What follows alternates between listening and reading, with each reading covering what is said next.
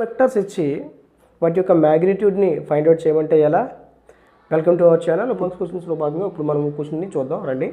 So P అనే వెక్టరు value ఇచ్చారు, queue అనే వెక్టరు వాల్యూ ఇచ్చారు. ఇక్కడ ఏంటంటే ఎక్స్ వై జెడ్ డైరెక్షన్లో కూడా మనకి ఇవ్వడం జరిగింది. సో ఇటువంటి వాటి యొక్క find the magnitude of P plus క్యూని మనం ఫైండ్ అవుట్ చేయాలంటే వెరీ సింపుల్. మనము పి ప్లస్ క్యూని ఫైండ్ అవుట్ చేద్దాము. ఎక్స్ కాంపోనెంట్లో 2, 4, 6 ఐ క్యాప్ ఎక్స్ డైరెక్షన్లో, అదేవిధంగా వై డైరెక్షన్లో 4 + 4 8 జే క్యాప్ అంటే వై డైరెక్షన్లో. సో జెడ్ డైరెక్షన్లో ఏముంది 10 + 14 24 కే క్యాప్.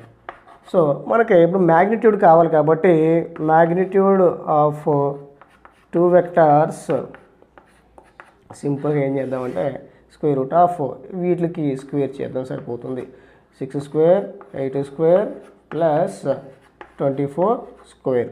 సింపుల్గా మనం 6 స్క్వేర్ అంటే ఎంత 36 ప్లస్ 8 స్క్వేర్ ఎంత 64 ప్లస్ 24 స్క్వేర్ ఎంత 576.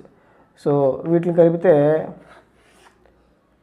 36 64 100 ప్లస్ 576 అంటే 676 యొక్క స్క్వేర్ రూట్ ఆఫ్ 676 మనకు తెలిసిందే 26.